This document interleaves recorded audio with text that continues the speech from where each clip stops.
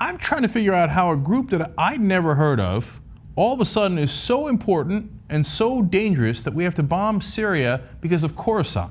Now, wait a minute, I thought ISIS was the big problem, right? No, all of a sudden Khorasan is the big problem. So it turns out I'm not alone. Over at The Intercept, they thought this was curious as well, and then they did some terrific reporting to show you what the press was saying, what they're saying now, what administration officials were leaking to them, and this is Glenn Greenwald and Murtaza Hussain who put this piece together. Now, you have to understand why we might all of a sudden want to fearmonger about Khorasan and who they are. Wait till you find out at the end what they might or might not be at all, okay? So when you attack Syria, you need some sort of legal defense to do it. Now, I know in America nobody cares. We just start wars, you don't go get congressional authorization, etc.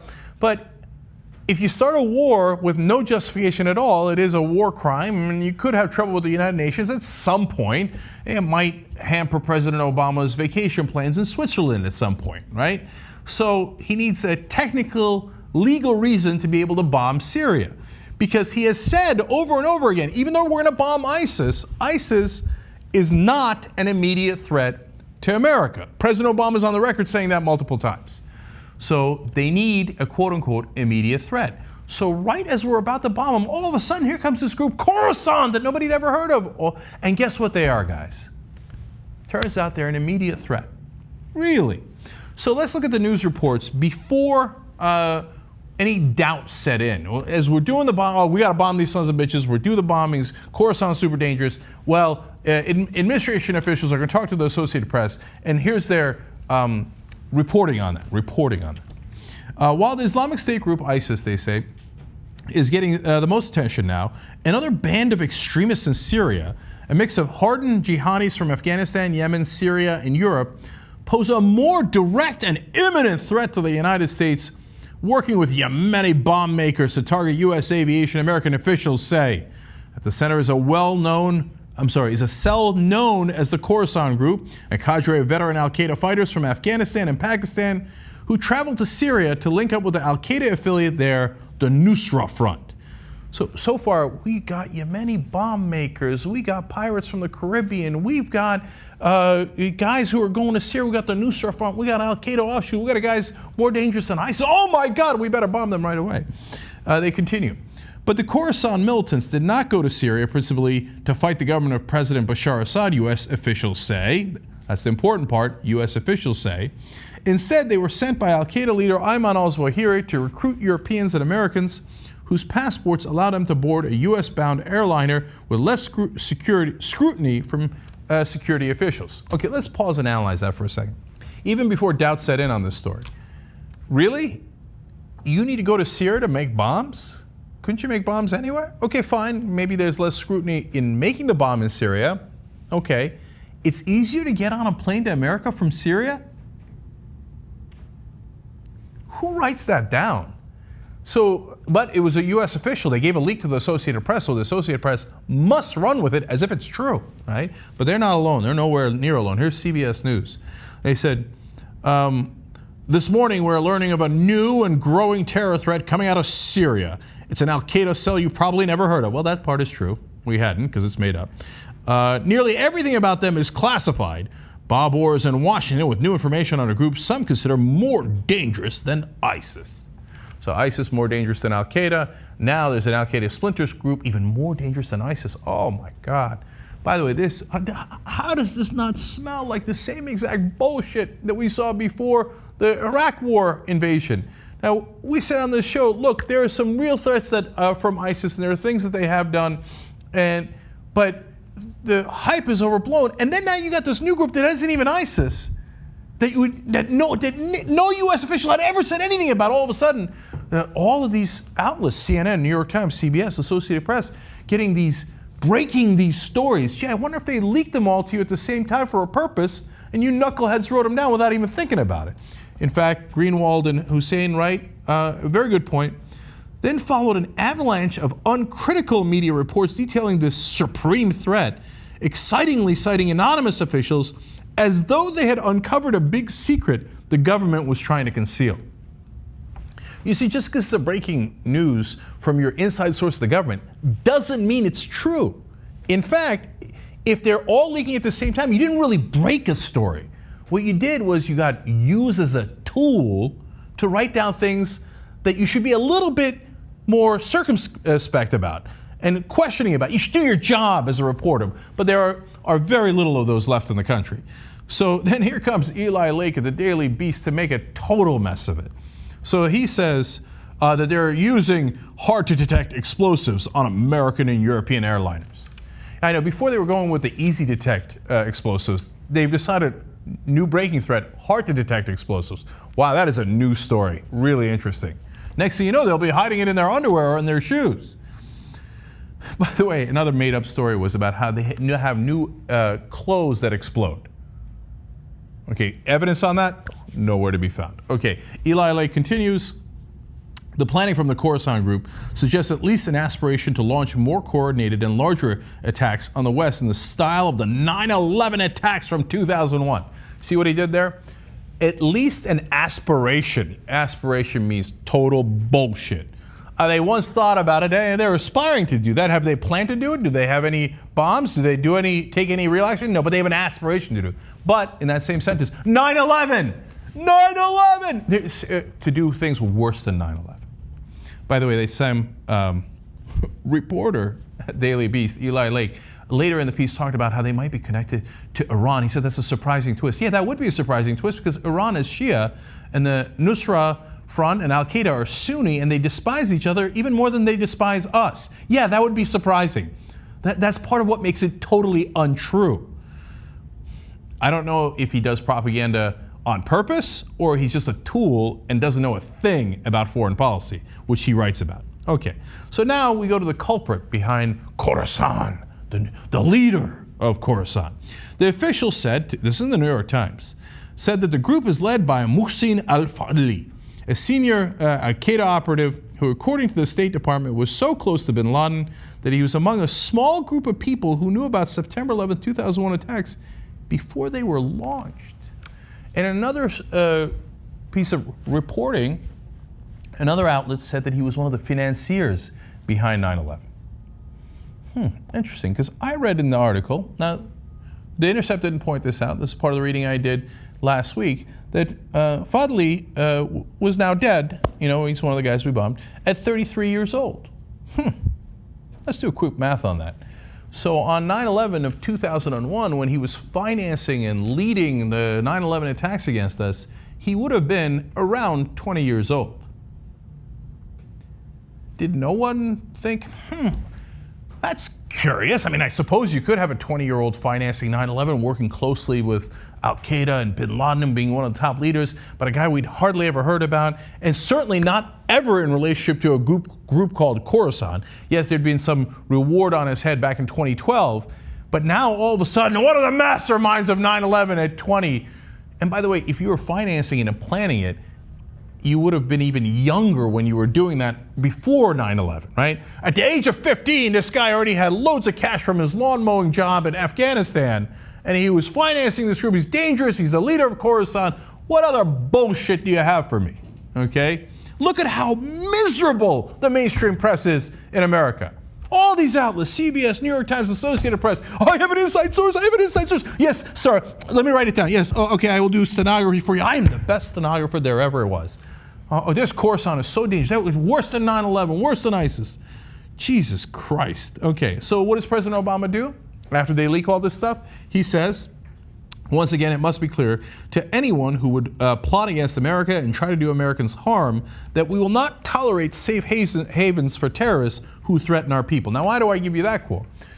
Because that's President Obama saying, see, I attacked Syria because they were going to they had a safe haven there and they were going to attack America. Luckily now they're not going to attack America because we hit the group that we had not talked about before. Because ISIS, we already told you, was not going to hit America. So, but this new guys, they were going to hit America and we got it. All right, now, all of a sudden, after we do the bombings, after all this is reported in the headlines, they then whisper to the press, we didn't really mean it. Here, let me give you the quotes. Then CNN turns around a couple of days later. The official said the group posed an imminent threat But another U.S. official later said the threat was not imminent in the sense that there were no known targets or attacks expected in the next few weeks. When there are no known targets or attacks, yeah, that would not be imminent. That would be the opposite of imminent. Okay? We're not anywhere near done yet. Then a U.S. counterterrorism official says Khorasan has the desire to attack, though we're not sure their capabilities match their desire. Okay, if you haven't figured out by now that this is totally made up by our intelligence community, by our government, you're not paying attention, okay? It's not that there aren't guys down there who are bad guys. It's not that al-Fadi didn't do something wrong. God knows, so you'd have to prove it, but of course we never do anything like that, right? It's not that he's not part of Al-Qaeda, but is there a group called Khorasan that was actually planning to imminently attack the United States? Fuck no, there isn't.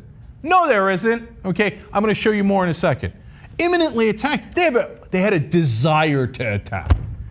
Do you know how many people you can point to in Syria and Iraq that have a desire to attack us? Okay, here now we go back to the New York Times. The guys who were not skeptical before, all of a sudden they got a guy coming out to cover his ass in case he gets caught. And he says, American officials have given differing accounts about just how close the group was to mounting an attack and about what chance any plot had of success. One senior American official on Wednesday described the Khorasan plotting as aspirational and said that there did not yet seem to be a concrete plan in the works. This is coordinated. So they go out and say it's coming, it's imminent, etc. Then they go out a couple days later. They already did the bombings. They already got approval. They already got their applause. And then page 827 they bury. So they could later say in congressional testimony if they ever get caught, but they won't because nobody ever holds their feet to the fire. They could say, oh no, I also told the New York Times that it was not imminent. Just a couple of days later. I told them a couple of days later that I was totally lying to them earlier. But they printed that in the headlines, idiots. They put it in the front page, dummies. We use them, so what? Well, no, I've got my ass covered. All right, more ass covering. Now this time to the Associated Press. The guys who were the first quotes I read you about, oh my God, they're coming. Now listen to what they say. Senior U.S. officials offered a more nuanced picture Thursday of the threat they believe is posed by an al-Qaeda cell in Syria targeted at military strikes this week, even as they defended the decision to attack the militants. Now here's my favorite part. James Comey, the FBI director, and Rear Admiral John Kirby, the Pentagon spokesman, each acknowledged that U.S. did not have precise intelligence about where or when the cell, known as the Khorasan Group, would attempt to strike a Western target. Kirby, briefing reporters at the Pentagon, said, I don't know that we can pin down to a day, a month, a week, or 6 months. We can have this debate about whether it was valid to hit them or not, or whether it was too soon or too late. We hit them. And I don't think we need to throw up a dossier here to prove that these are bad dudes. Oh, why didn't you just say so? Oh, they're bad dudes. Well, that's why we have a legal reason to go into Syria. Because we had to get the bad dudes. You don't need a dossier for that. It doesn't matter. We already hit them. We already killed them. What difference does it make anyway? They're already dead.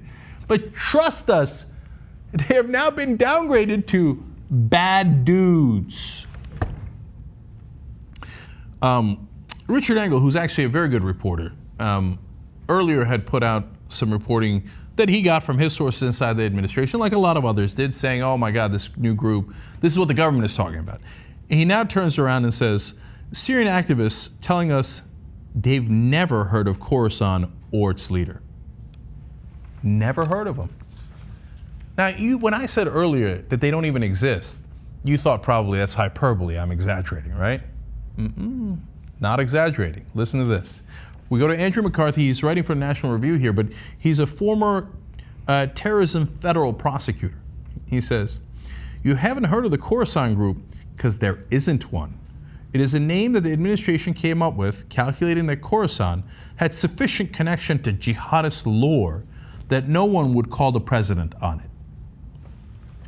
Khorasan is something that they had roughly referred to in the area of Pakistan and Afghanistan, and it's not really a group per se, and it certainly isn't in Syria. And they figured people have heard of that before, so they'll let us give us a pass on it. Now you think, well, okay, well, I mean, Obama administration wouldn't do that. Well, let's go to former U.S. ambassador to Syria for the Obama administration, Robert Ford. Here's what he said. We use the term Khorasan inside the government. We don't know where it came from. All I know is they don't call themselves that. There's a guy from inside the Obama administration saying, that's a term we use when we don't know who they are. There is no Khorasan. It's made up.